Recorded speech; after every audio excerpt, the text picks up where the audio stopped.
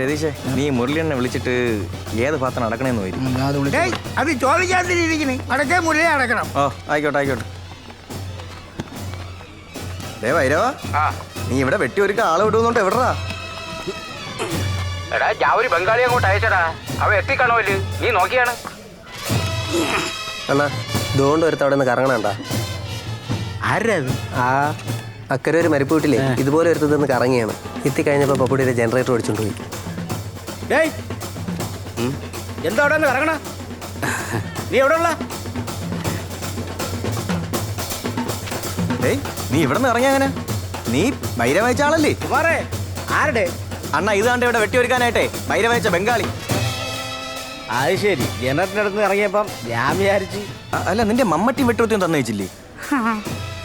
മമ്മട്ടി വെട്ടോത്തി നെഹി. കുഴപ്പമില്ല, നമുക്ക് ഇവിടെ നടന്നു എടുക്കാം. വാ, വാടാ.